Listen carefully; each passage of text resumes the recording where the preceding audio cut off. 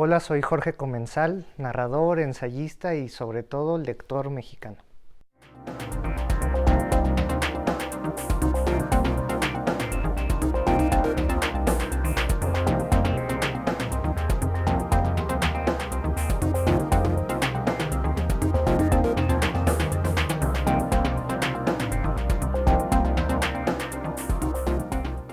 Jorge Comensal es un joven escritor mexicano, es narrador y es ensayista.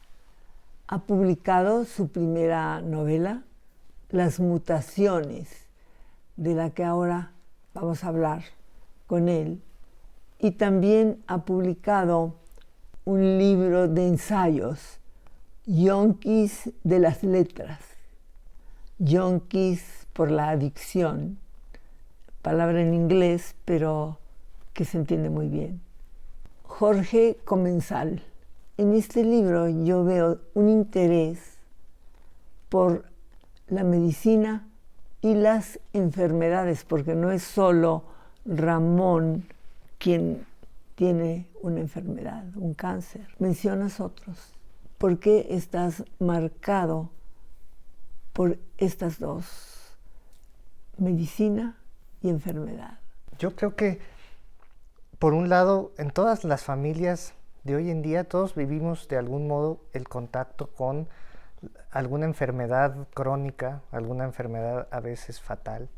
Y hay historias familiares que nos cuentan o que vivimos de primera mano, y esas me han marcado personalmente. Pero por otro lado, también creo que el cáncer es la obsesión de nuestro tiempo, es como aquella enfermedad que ha marcado nuestra época y en la que depositamos muchos temores y muchos malestares de nuestra cultura. Así como la tuberculosis lo fue para la Europa decimonónica y para toda América, así como la peste en la Edad Media fue una obsesión cultural, la tuberculosis en el siglo XIX y el cáncer en nuestra época. Claro. Y hay uno más que podemos mencionar, no de esta época, pero anterior, la tifoidea. Por supuesto. Se moría fácilmente de tifoidea. Sí. Y había poliomielitis. Sí. Y las vacunas sirven. Totalmente. Uf, vaya que tenemos que repetirlo en estos tiempos. Sí. ¿Qué escritores te han influido? Para mí como lector, los poetas han sido los que más han influido. De hecho, yo siempre intento subrepticiamente meter algunos versos en la prosa porque tengo ahí una beta poética que no he desarrollado. Entonces, por ahí hay octosílabos y endecasílabos escondidos.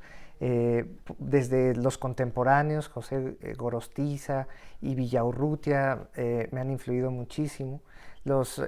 También Octavio Paz y también la generación de narradores del boom fue fundamental como para plantearme el desafío de lo que es construir un mundo en la novela.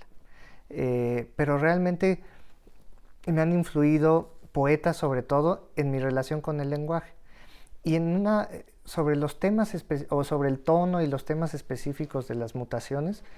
Hay dos muy distintos. Jorge Ibargüengoitia, por un lado, que aborda con tanta irreverencia la historia de México y la vida provinciana del país. Y por otro, Susan Sontag, esa ensayista que también cito en la novela. Bueno, ella tiene, perdón la interrupción, pero ella tiene libros sobre la enfermedad. Por supuesto. Que son, y del dolor. Sí, ante el dolor de los demás, y tiene La enfermedad y sus metáforas, que es un libro que a mí me marcó profundamente y con el que dialogo todo el tiempo en este relato. Has escrito esta novela que acabo de mencionar, Las Mutaciones. ¿Cómo empezaste a escribir esta novela? ¿Sabías lo que ibas a escribir o no? No lo tenía nada seguro. Tenía unas cuantas imágenes y una de ellas era justamente la compañía entre un hombre mudo y un loro vociferando groserías. Entonces tenía esa escena y esa escena me obligó a rascar y cambió muchísimo. La historia misma mutó mucho a lo largo de la escritura. Entonces realmente se trató de cosas muy distintas y se fueron imponiendo los temas y los personajes que de los que brotaba más diálogo, más interés, pero cambió muchísimo la historia a lo largo del tiempo. Sí sabía muy pronto supe que quería abordar el tema del cáncer y hacerlo de la manera más irreverente posible. Era un desafío que me interesaba por esa sensación que tengo de lo que significa el cáncer en nuestra sociedad. Quería confrontarlo y tratar de abordarlo en su complejidad, en su atrocidad y también en su posible comicidad. Sí, porque hay una tragedia, pero que está salpicada de comedia. Uh-huh. Y eso es fascinante. Hablando de la medicina, de la enfermedad, tenemos que hablar de Ramón Martínez, que es el personaje clave.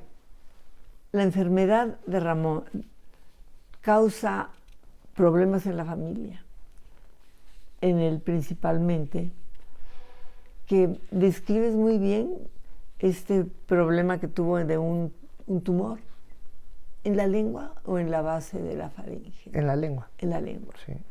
Y lo vuelve un hombre incapaz de comunicarse, muy angustiante.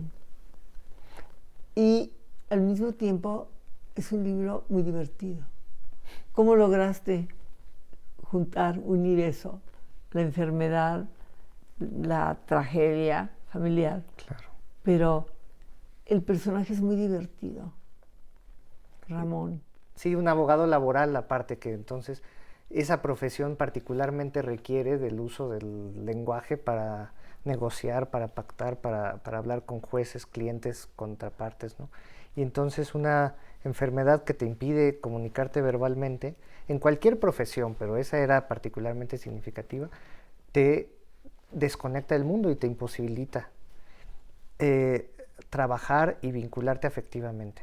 Entonces él vive una experiencia realmente difícil, con la que yo realmente lo que estaba procesando era la experiencia personal de haber trabajado con personas con lesiones cerebrales que les impedían hablar con fluidez, y eso me hizo imaginar cómo sería no poderme comunicar. Y eso lo plasmo en este personaje. Pero por otro lado, quería explorar cuán importante es el lenguaje para desahogar nuestras emociones, cualquiera que sea, sobre todo en el caso de la frustración, la ira. Y para generar un contrapunto, yo quería contar los episodios tal vez más graciosos, más absurdos porque son inesperados, porque burlan nuestras expectativas, y subrayar eso, porque hay muchas historias y todos los que lo hemos vivido sabemos que la enfermedad trae momentos atroces y sufrimiento para las familias. Y todo eso lo escribí y después excluí buena parte de los momentos más densos. ¿Por qué? Porque me parecía que eso podíamos intuirlo, que podía quedar ahí como un trasfondo de una historia donde yo sobre todo quería dejar registro de esos momentos donde, por ejemplo, Ramón, con ese amigo que mencionaste, puede carcajearse, donde vive una situación que por absurda nos resulta cómica, y que no es que nos riamos de él, sino con él, ¿no? De las cosas. Aún en la situación más desgraciada, uno puede encontrar alguna oportunidad para el humor. Y ese era también mi desafío. Quería ver qué tanto podía encontrar esas situaciones en una experiencia como la del tratamiento oncológico.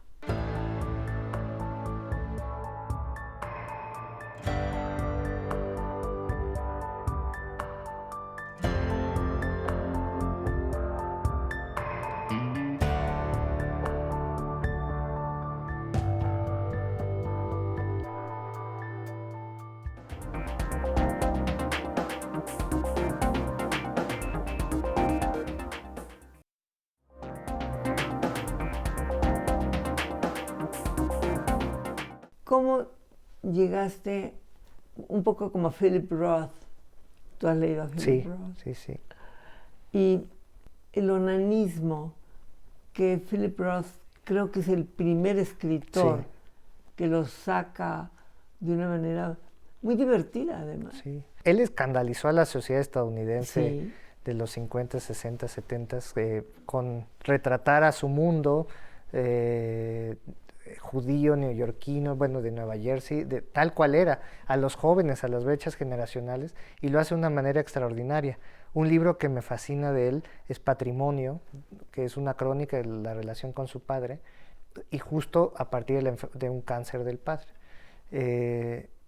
Y entonces esa historia es feliz en cuanto que se cierra, se tiende un puente en esa brecha entre padres e hijos, que a veces no hay puentes y no hay manera de cruzar, ¿no? Ese libro me gusta mucho de él, me gustó acordarme. ¿Cómo no? ¿Cómo no? Conocí a través de Carlos, y era un hombre con un sentido del humor extraordinario. En Madrid, él como judío descubrió algo que se llama el Palacio del Jamón. Uf, Entonces sí. le parecía algo Sí. increíble. Habíamos hecho un viaje, no juntos, pero nos encontramos allí. Y resulta que nos comentó, es que voy todos los días, camino para llegar a ese lugar Sí, donde está el Palacio del Jamón, que es prohibitivo claro. para los judíos, no para él, porque él no era un ortodoxo, Sí, pero era un tipo extraordinario y se fue hace muy poco tiempo. sí. Él se quiso ir, Ujú. se despidió tranquilamente y se Qué quiso bueno. ir. No creo que haya sido un suicidio, ¿no? Sí, sí, Pero tal vez una ayuda. claro, claro. En fin, que las enfermedades llegan cuando menos te lo vas a imaginar. Eso parece ser un tema menor, pero no es menor, porque el costo de la enfermedad Sí, es muy grande. sí, Y allí Carmela es la que tiene que resolverlo. sí. Y lo hace muy bien. Es un tema mayor, pero sí sutilmente tratado tal vez, pero es el tema responsable de muchos aspectos de la trama, porque como muchas personas en México, la familia carece de seguridad médica, ni pública ni privada, no tienen nada, y entonces tienen que endeudarse muchísimo para sufragar los gastos de la cirugía y el tratamiento. Eh, y eso entonces los pone en una situación aún más complicada que ya de por sí solo lidiar con la enfermedad. Eso genera entonces una relación muy incómoda con el hermano de Ramón, Ernesto. Ernesto, que es un tipo muy antipático con el cual se endeudan.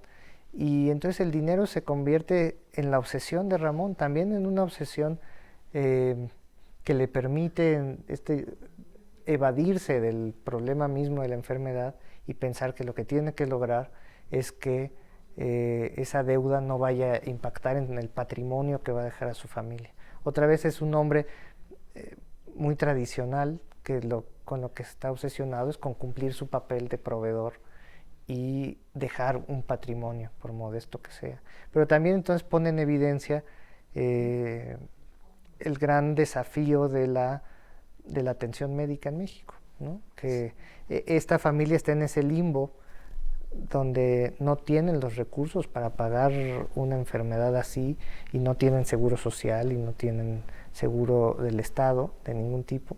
Entonces están ahí absolutamente vulnerables y de algún modo sí toco con pinceladas porque no era el tema abordar las grandes complicaciones de la medicina pública que está rebasada por la demanda y la medicina privada que es tan costosa que excluye a la mayor parte de las personas, ¿no?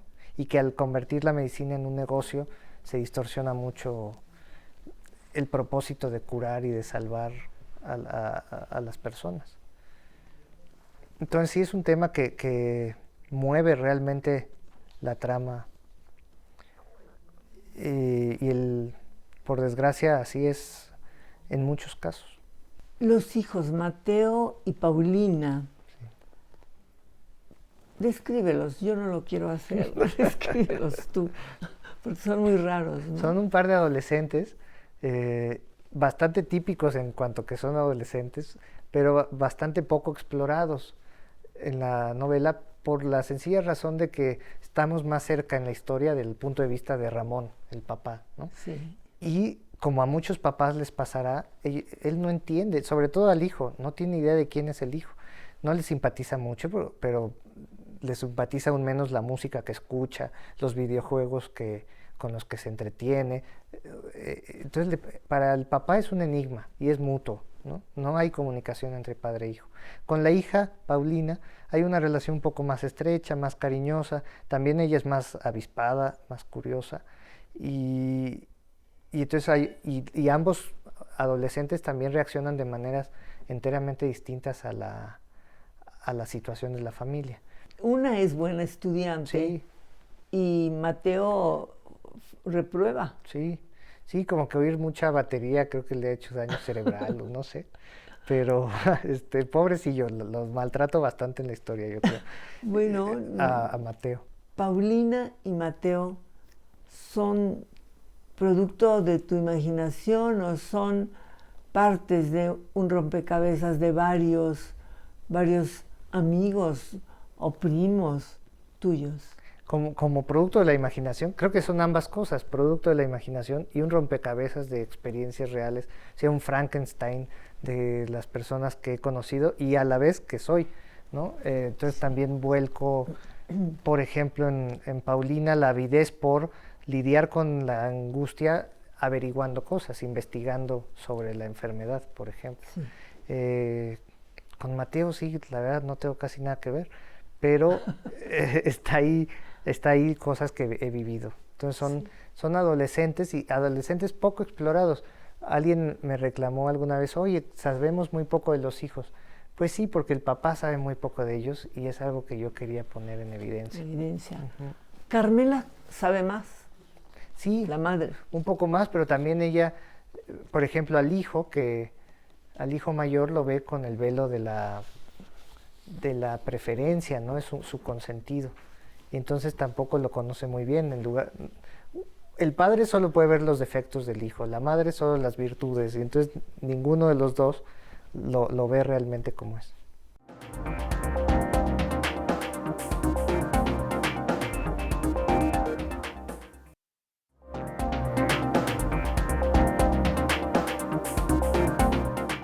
La religión también es un tema dentro de la novela.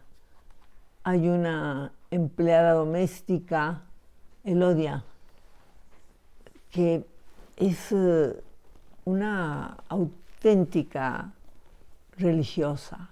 Rociaba las sábanas de donde estaba y dormía Ramón. Y resultó que era con agua bendita.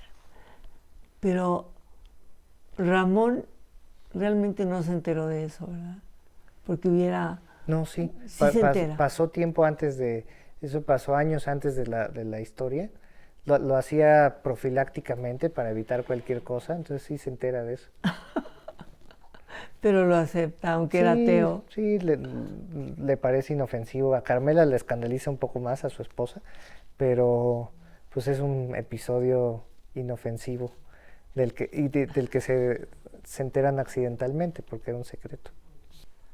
¿Cómo la conociste? ¿O es parte de tu imaginación? Sí, todos los personajes son producto de la imaginación y también proyecciones de aspectos míos, por ejemplo, ¿no?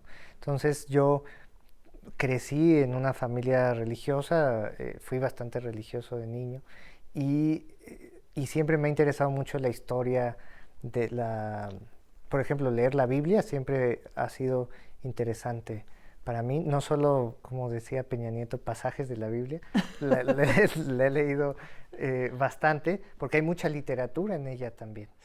Y me interesaba entonces también confrontar una cultura que a mí me parece que es importante que no perdamos, o sea, la secularización de nuestra sociedad es muy sana por muchas razones. Entre ellas, por ejemplo, la de optar por tratamientos médicamente probados en vez de otros al enfrentar enfermedades.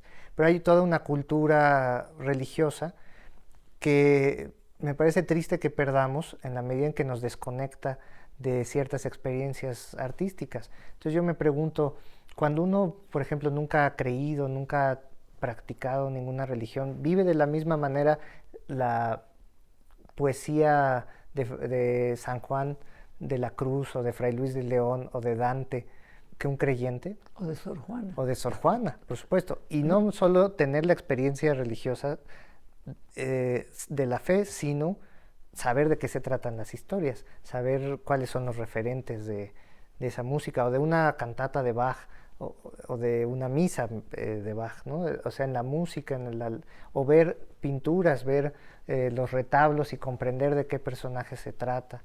O sea, hay toda una cosmovisión de la que nos estamos alejando y que vale la pena conservar culturalmente. No digo que tenga que estar asociado a una fe. Antes mencionamos a Elodia, que cuando se entera de la enfermedad, la gravedad de la enfermedad y de que él ya no podía hablar y comunicarse, tenía que escribir, ella ofrece dejar de comer el aguacate como un sacrificio para lograr un milagro y que Ramón pudiera volver a ser Ramón. Así es. Y puso la fotografía de Ramón al lado de la de Dios Padre. Es muy interesante ese personaje porque así sucede en la vida real. Son muy creyentes de la religión. Y Ramón era totalmente lo contrario, era un ateo. Pero le simpatizaba Elodia. ¿Termina como una familia disfuncional o no? Yo creo que no hay familia funcional. Entonces sí, como todas. Pero tenía a Benito. Sí. y eso... y había como en toda familia disfuncional afectos, claro, y momentos cómicos y momentos amorosos, ¿no? Sí. Había eso también. Muchas gracias, Jorge. Muchas gracias a ti. Jorge Comensal, que empiezas muy bien con tu primer libro, que será traducido a 5 idiomas y en 10 países. Sí. ¿Cuáles son los idiomas? En italiano, francés, alemán, inglés y turco. Turco. Qué suerte tienes en comenzar con tu primera novela con el pie derecho. Gracias. Con Jorge Comensal, joven escritor mexicano, Silvia Lemus.